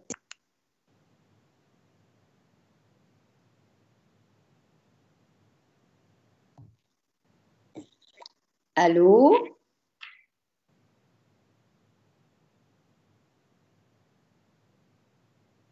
Oui? Questions? Il y a d'autres questions auxquelles vous voulez qu'on réponde? Ben, écoutez, à ce moment-là, on peut conclure. Je ne sais pas, Amina, tu veux, s'il y a quelqu'un qui... Moi, ce que je peux vous dire, c'est que nous sommes disponibles également. Moi, je suis sur LinkedIn et on peut répondre à vos questions en dehors peut-être de ce webinaire, mais que nous restons à votre disposition pour vous informer. Surtout, effectivement, vous savez que ce qui est important, c'est avant si vous voulez, de prendre des décisions, informez-vous. Allez à la racine, à la source de l'information, ceux qui l'ont fait, ceux qui l'ont vécu, ceux qui sont sortis. Et c'est ce qui me semble le plus important pour comprendre le parcours que vous pouvez envisager de prendre.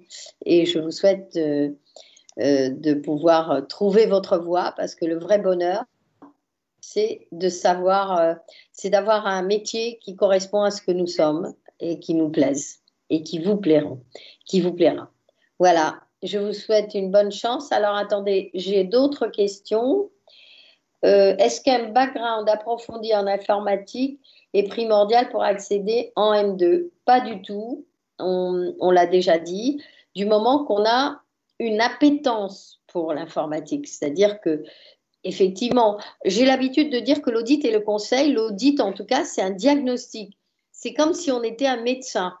Et ce qu'il faut, c'est pas forcément bien connaître, mais il faut aimer l'informatique. C'est comme les médecins, s'ils n'aiment pas leurs patients, c'est un peu dur d'être médecin. Voilà. Donc, il n'y a aucun problème. Oui?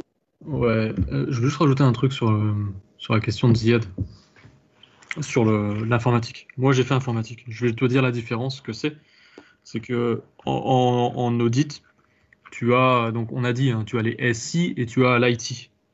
Donc l'IT, c'est les ordinateurs, c'est la partie technique. Les SI, système d'information, c'est les ordinateurs et comment est-ce que les gens travaillent avec. C'est-à-dire, ah bah tiens, cette application-là, il faut cliquer ici, il faut cliquer ici. Une fois que tu as cliqué, il faut exporter le fichier Excel, tu mets dans le système et tu l'imprimes et blabla. Donc ça, c'est la procédure. Et en fait, ce diplôme-là, en fonction de ton parcours, si tu es plus expert en comptabilité, bah, une fois que tu auras fait le travail, une fois que tu auras le diplôme, quand tu vas faire des missions qui auront à vocation d'analyser le système comptable, eh ben, tu seras la personne en fait à charge de la mission. C'est toi qui vas être l'expert. Si par exemple tu as fait des missions, si par exemple tu as un background, tu as déjà des connaissances en réseau informatique, quand tu vas faire une mission d'audit et qu'il y aura des flux qui vont passer sur Internet ou des flux sur le réseau interne de l'entreprise, et ben là on va te solliciter toi. On va dire ah, toi en tant qu'expert, parce que tu as des connaissances, est-ce que tu peux dire si ça c'est bon ou c'est pas bon? Est-ce que ce que tu as appris c'est bon ou c'est pas bon? Donc ça veut dire que le métier d'auditeur, c'est l'un des rares métiers qui, en fonction, c'est le métier qui s'adapte à toi. C'est pas toi qui t'adaptes au métier en fait. En fonction de tes connaissances que tu as eues avant le master, c'est ce qui va te différencier des autres. Ça veut dire que si tu as une expertise en finance, quand tu vas faire des missions en finance, bah, tu vas écraser toutes les autres personnes en fait. Écraser, tu m'as compris quand je dis ça, c'est d'un point de vue concurrence. Parce qu'en audit, tu auras pas mal de concurrence. Mais ça veut dire que tu vas pouvoir te vendre. C'est-à-dire que quand tu vas postuler dans une banque, ton profil va être très très très bien vu parce que tu auras des connaissances sur le métier, en comptabilité, en finance. Tu vois ce que je veux dire? Si tu as d'autres questions, n'hésite pas, viens sur LinkedIn, pose-moi les questions. On pourra en discuter. C'est bon, Camille. Alors, est-ce que les compétences à acquérir lors de ce master sont-elles polyvalentes? Par exemple, on peut exercer le métier de data analyst ou de data miner. Data miner, c'est pour faire de la crypto. Si tu veux faire ça, il faut que tu achètes plein de serveurs, tu ailles dans une montagne pour économiser de l'air condition, enfin pour pas que tes serveurs chauffent.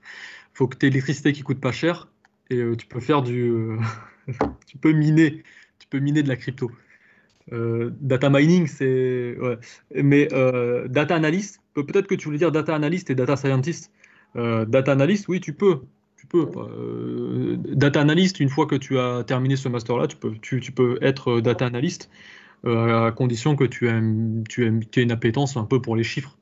Et ensuite, si tu as une vraie appétence pour les chiffres, tu vas devenir data scientist en te performant et en apprenant ce que c'est le Python, en prenant l'algorithme, en voyant des outils comme Spotfire qui est l'analyse de données, en voyant des outils comme Tableau, en voyant des outils comme ACL. Donc tout ça, ouais. Ouais. Tu peux. Moi, typiquement, quand j'ai terminé ce master-là, je suis rentré dans une banque et j'étais référent data analyst, donc directement. Donc ça veut dire qu'à côté de mon métier, on a des trucs qui s'appellent des streams. Ça veut dire tu as des chantiers à côté qui disent, bon, ok, vous êtes une équipe de 40 auditeurs, il nous faut 3 auditeurs experts dans ce domaine-là. Qui ont une appétence particulière sur ce domaine-là. Et quand vous allez faire vos missions d'audit, quand vous allez terminer vos missions d'audit, ce serait bien que vous travaillez un peu sur ce projet sur toute l'année. Et donc moi, j'étais référent pendant 3 ans dans une banque sur la data analytics. Et ensuite, quand j'ai changé de job, et j'ai été recruté aussi avec ça, grâce à ça, c'est que je l'étais aussi dans mon autre job, en parallèle de mes missions d'audit. Et là, je viens d'entrer chez FedEx et je le suis aussi. Donc tout ça pour dire qu'avec ce métier-là, avec ce diplôme-là, oui. Mais attends, il y a aussi une autre chose, c'est que un diplôme, c'est pas tout. C'est que à côté, quand vous allez sortir de la promo, vous allez être 25, 26. Mais en soi, ça reste qu'un bout de papier, comme tout diplôme. Tout ce qui va faire la différence avec toi et avec les autres, c'est ta motivation. Est-ce qu'à côté, tu vas aussi t'intéresser à ces éléments-là? Si tu aimes bien la data analytics, ok, en cours, tu vas avoir des cours, tu vas apprendre des choses. Par contre, si tu veux vraiment être expert, il faut aussi donner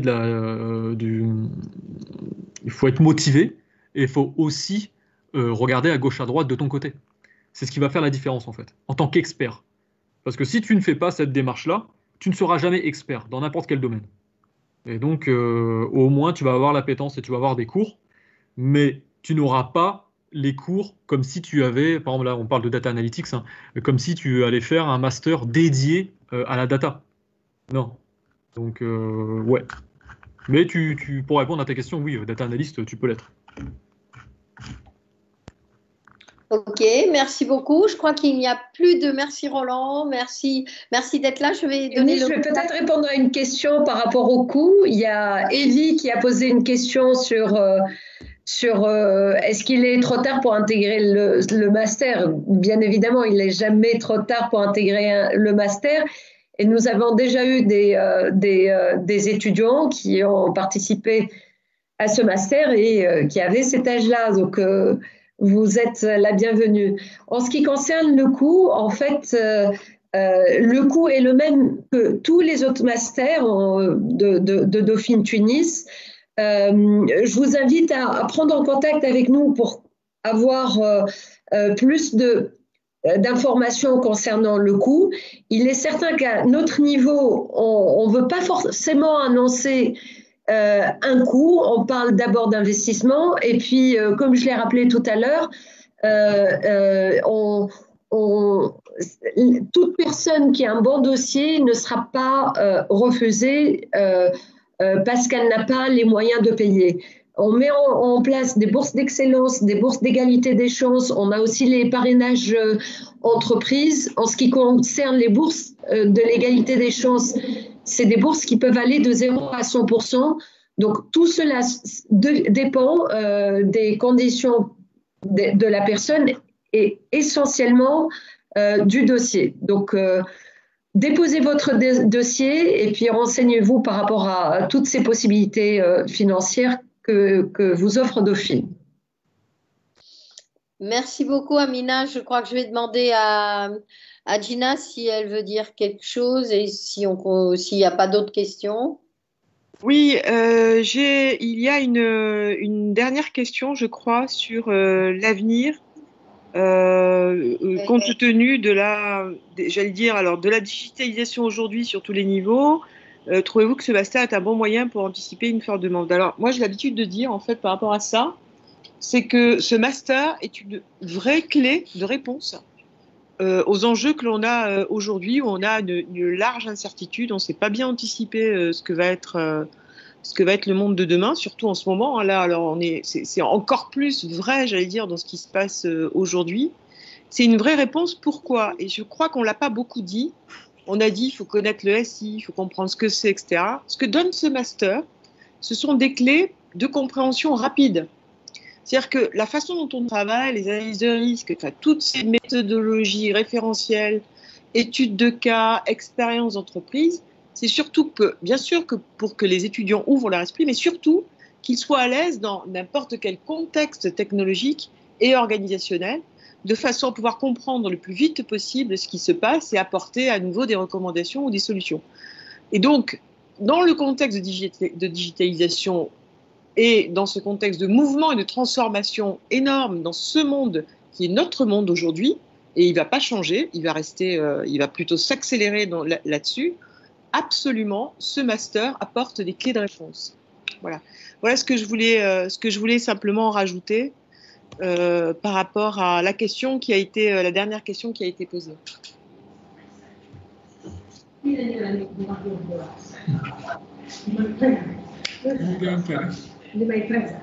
Alors on va peut-être. À moins qu'il y ait quelqu'un qui veuille poser une question, c'est ça? Ah, d'accord. Bonsoir. Bonsoir. Voilà, je m'excuse d'abord du retard. En fait, je n'avais pas vu l'heure, je pensais que c'était à 16h heure locale, heure du Sénégal.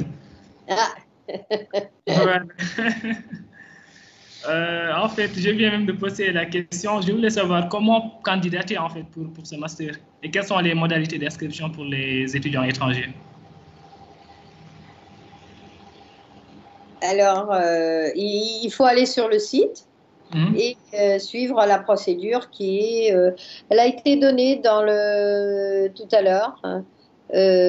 HTTPS, on peut vous le renvoyer. Tunis.dauphine.fr. Il y a sur le site de Dauphine, Tunis.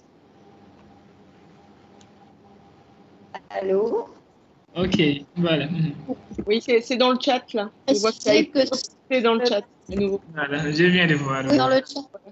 Oui, voilà. Voilà. Alors, les dossiers, c'est soit en ligne, il y a une plateforme de candidature, ou sinon par mail.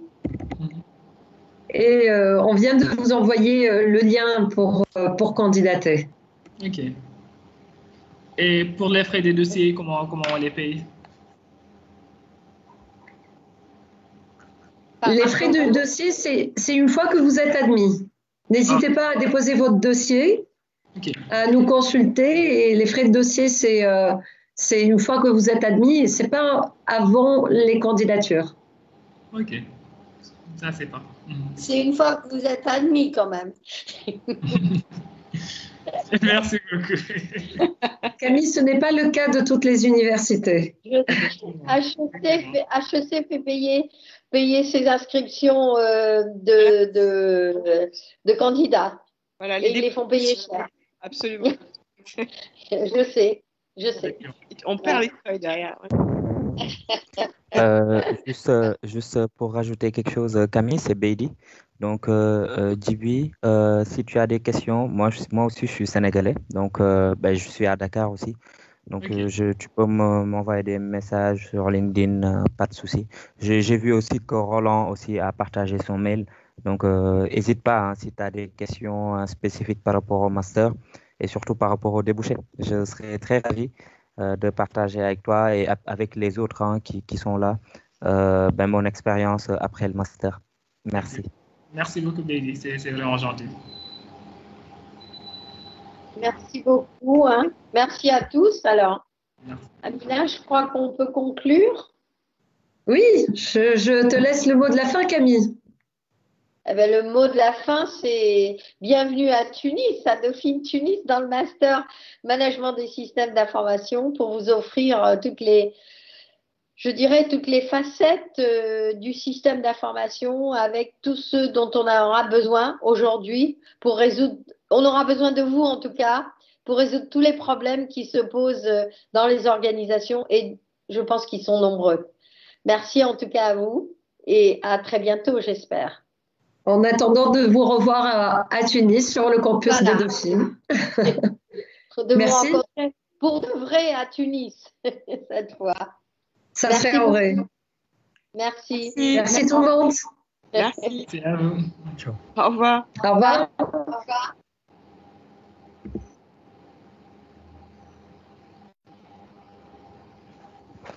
Au revoir. Au revoir Mehdi, au revoir Roland, au revoir tout le monde. Au revoir Mehdi, au revoir. Bye. Ça fait plaisir de se voir.